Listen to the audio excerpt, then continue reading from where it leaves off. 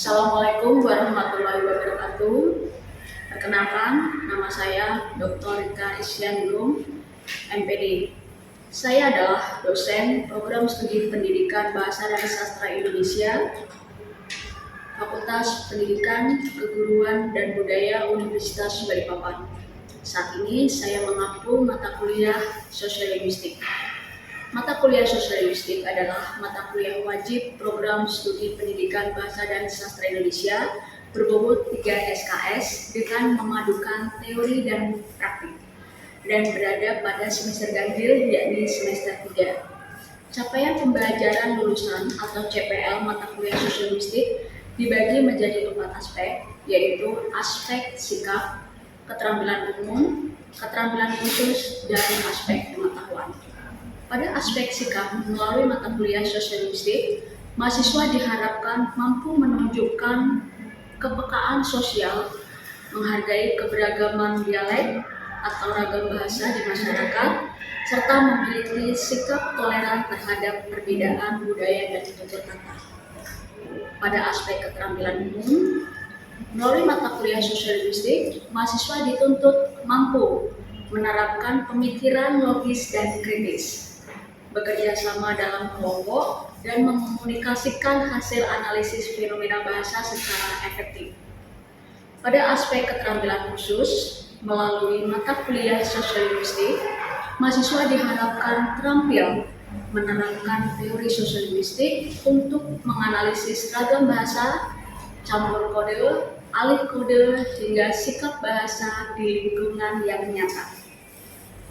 Pada aspek pengetahuan, melalui mata kuliah Sosial Linguistik, mahasiswa diharapkan menguasai konsep dasar hubungan antara bahasa dan masyarakat atau linguistik makro, memahami fungsi bahasa dalam berbagai konteks sosial, serta mengerti faktor-faktor yang mempengaruhi variasi bahasa, seperti usia, gender, dan status sosial. Selanjutnya, capaian pembelajaran mata kuliah Sosial Linguistik adalah mahasiswa dapat menjelaskan konsep dan teori sosial linguistik, menganalisis fenomena bahasa dalam berbagai konteks sosial dan budaya, dan menerapkan metode penelitian sosial linguistik. Deskripsi mata kuliah Sosial Linguistik adalah Sosial linguistik merupakan cabang linguistik yang mengkaji hubungan antara bahasa dan masyarakat. Sosial linguistik mempelajari bagaimana bahasa digunakan dalam konteks sosial dan bagaimana faktor-faktor sosial mempengaruhi penggunaan bahasa. Mata kuliah ini bertujuan untuk membekali mahasiswa dengan pemahaman tentang hubungan antara bahasa dan masyarakat. Mahasiswa belajar bagaimana faktor-faktor sosial seperti latar belakang sosial, kelas sosial, dan gender yang dapat mempengaruhi penggunaan bahasa. Mahasiswa juga belajar tentang bagaimana bahasa dapat digunakan untuk mengungkapkan identitas dan untuk membangun hubungan sosial. Sumber referensi yang digunakan untuk mata kuliah Sosial Linguistik ini adalah buku-buku, artikel-artikel dari berbagai jurnal yang berkaitan dengan kajian sosial linguistik. Video pembelajaran kali ini saya akan mendeskripsikan rencana pembelajaran pada pertemuan ketiga. Keterampilan khusus atau sub PMK pada pertemuan ketiga ini adalah mahasiswa mampu memahami, menjelaskan, dan menganalisis peristiwa tutur dalam masyarakat bahasa dari berbagai konteks sosial. Indikator materi pada pertemuan ketiga ini adalah menjelaskan peristiwa tutur, membedakan peristiwa tutur, memberikan contoh peristiwa tutur, dan menganalisis konteks sosial masyarakat dalam peristiwa tutur. Materi pokok pada pertemuan ini adalah fenomena bahasa dalam konteks sosial, yakni peristiwa tutur pada masyarakat. Baik, selanjutnya adalah model pembelajaran pada pertemuan ini. Saya menggunakan PBL, Problem Based Learning, menuntut mahasiswa aktif untuk berpikir kritis dan berkolaborasi dalam kelompok untuk menganalisis dan mencari solusi. Metode pembelajaran yang saya lakukan adalah ceramah, diskusi, dan praktik. Penilaian mata kuliah ini adalah dengan lisan dan tulisan karena adanya tanya jawab dan hasil memecahkan masalah terkait dengan peristiwa tutur yang dilakukan oleh mahasiswa. Waktu yang diperlukan dalam mata kuliah sosial-linguistik pertemuan ketiga ini adalah 1 kali 150 menit. Sementara itu, bobot penilaian pada mata kuliah ini adalah kehadiran 20%, tugas 30%, UTS 20%, dan UAS 30%. Demikian deskripsi mata kuliah sosial-linguistik. Berikut adalah video pembelajaran mata kuliah sosial-linguistik pertemuan ketiga sesuai dengan rencana pelaksanaan pembelajaran. Terima kasih dari saya. Assalamualaikum warahmatullahi wabarakatuh. Assalamualaikum warahmatullahi wabarakatuh. Waalaikumsalam warahmatullahi wabarakatuh. Selamat pagi semuanya. Baik, pertemuan kali ini alangkah baiknya kita berdoa dulu ya. Menurut anda dari pertanyaan masing-masing, silakan. Baik, terima kasih. Teman-teman, yang tidak hadir hari ini siapa? Amin.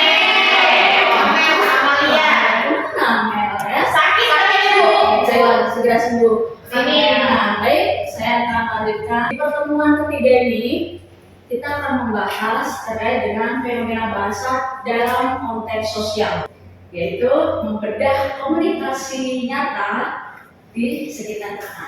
Dalam masyarakat sosial-linguistik, yang kita kaji adalah tuturan yang kaitannya dengan sosial.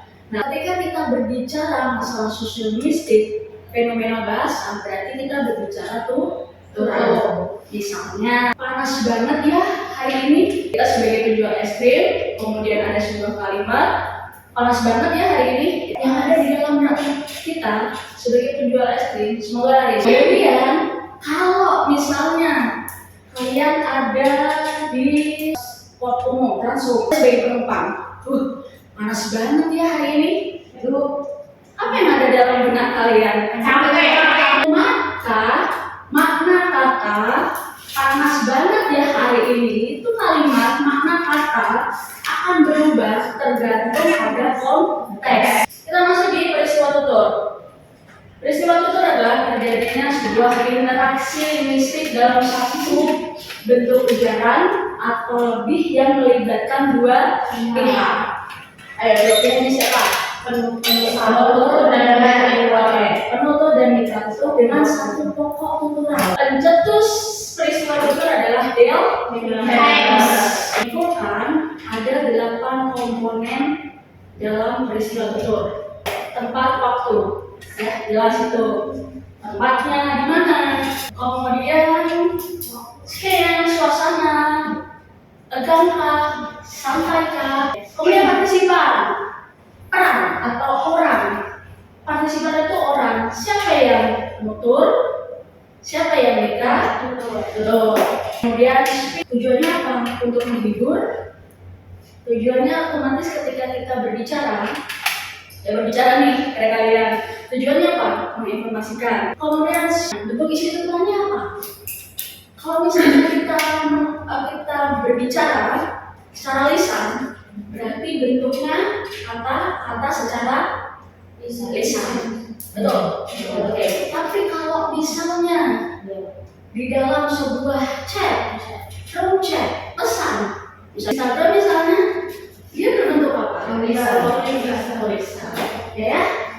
Nada cara terserah kalian, apakah bercanda, marah, ya, atau misalnya bercanda, macam-macam. Instrumental itu bukan di tapi dia adalah bentuk jalur komunikasi yang digunakan tulisan atau tulisan begitu, dan itu disertai dengan dialek, dengan berbagai macam dialek suku gitu kan, dan menghasilkan dialek gitu kan. banyak sekali. Kemudian ada yang namanya norma. Norma itu aturan. Si metode itu ini marah kan mbak? Oh kayaknya marah dilihat dari mukanya. Tapi suaranya ada berubah suara. Terakhir genre. Genre itu jenis teks kita berupa kuliah, khotbah, gosip, puisi, dongeng atau apa? Pidato. Paham ya terkait dengan speaking konsep ini ya?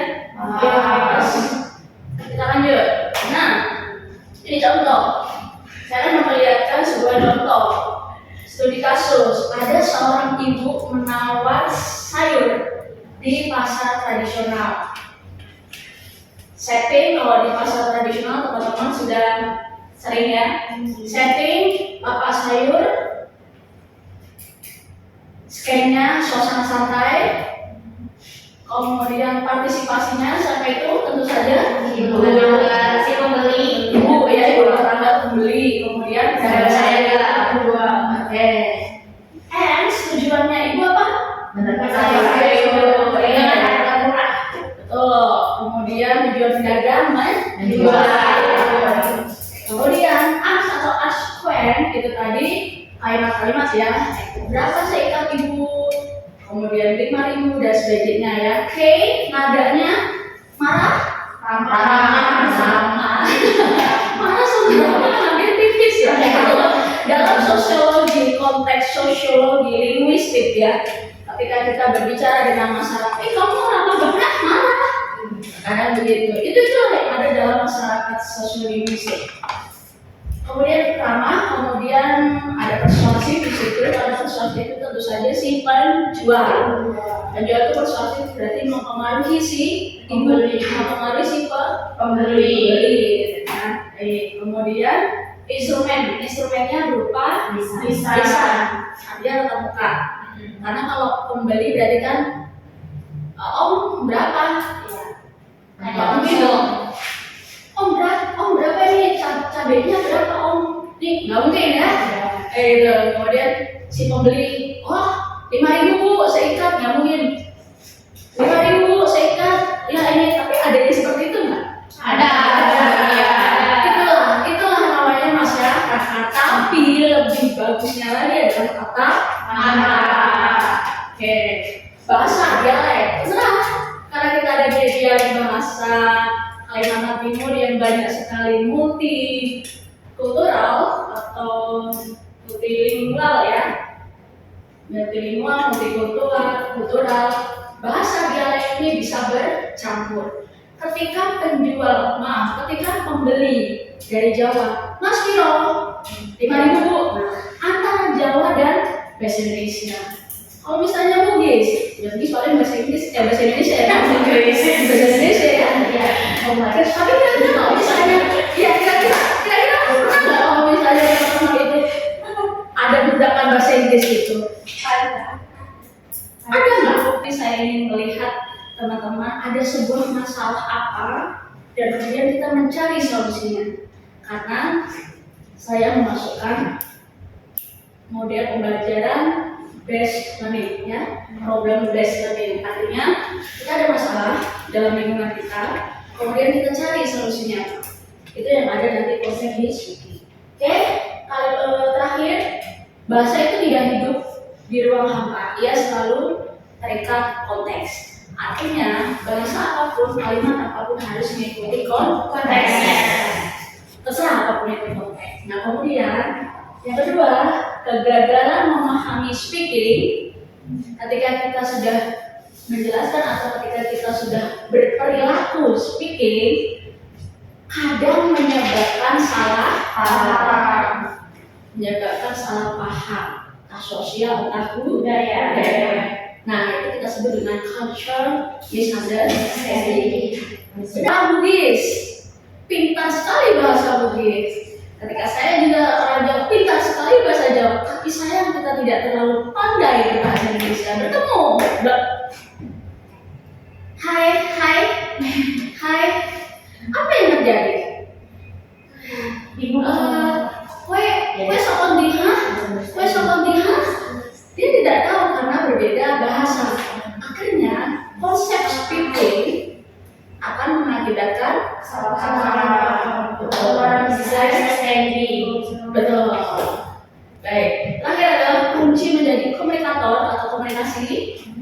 yang efektif di masyarakat itu adalah adanya partisipan, kemudian tempat, situasi, kemudian tujuan kita bertutur, ya kan?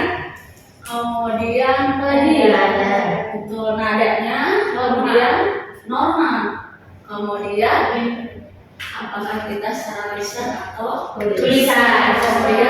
kemudian ya begitu teman-teman. Baik, ada yang ditanyakan teman-teman sebelum saya masuk kepada kita akan praktek atau lembar kerja atau kita akan membahas sebuah masalah.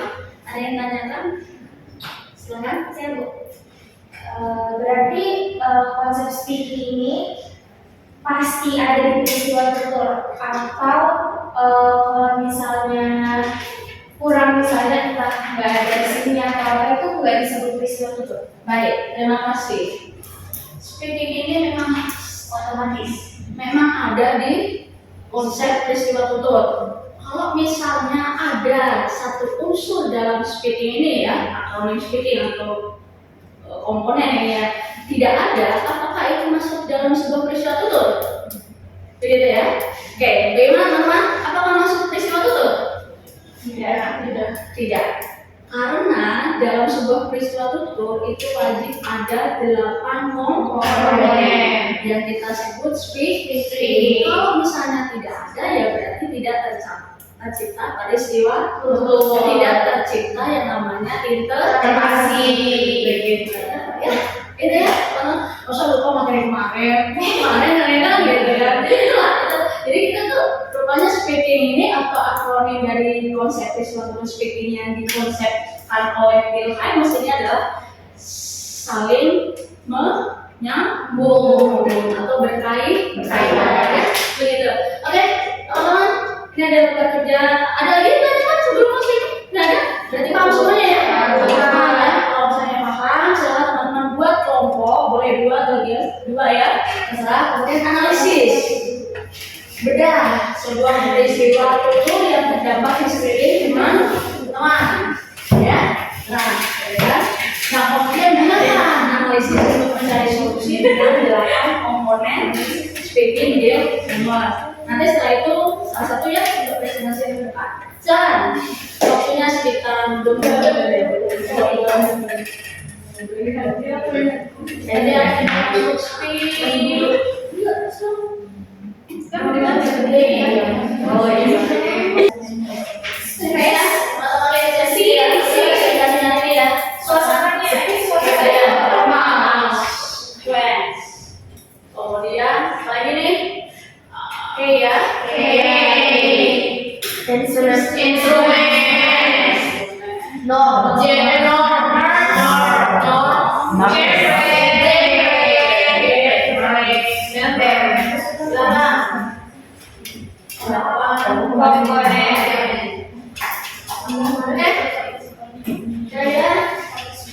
Sudah selesai? Mitra tutur ini. Sebenarnya di sini.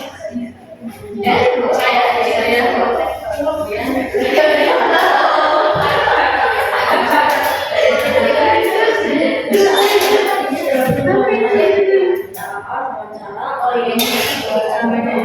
Berarti yang memberikan wawancara menjelaskan atau bertanya kepada pihak itu sebagai yang diwawancarai ya.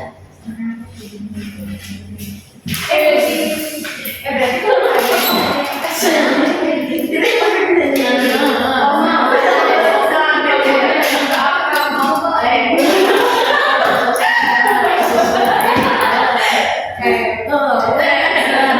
langsung ya. Ada yang sudah selesai? Ada yang sudah selesai? Ada yang sudah selesai? Bisa dulu. Yo, ini.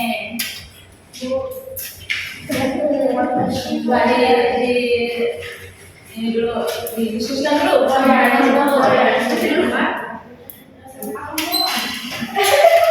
Oh, mau siapa nih? Silakan. Boleh, satu ya. Oke, nanti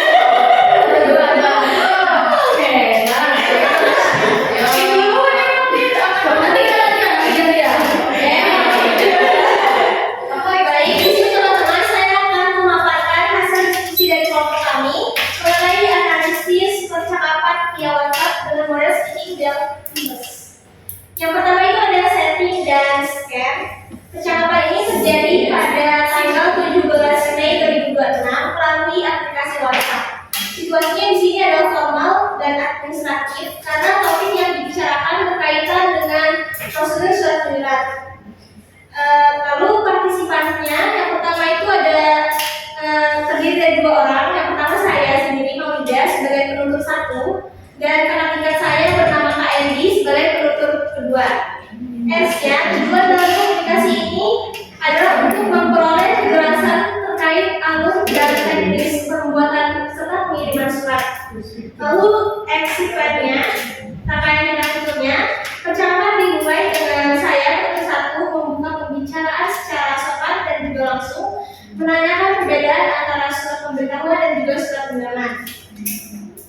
Lalu K-nya nada atau gaya. Dalam percakapan ini bersifat formal tapi tetap santai. Dan selanjutnya secara instrumentalitas atau media atau saluran.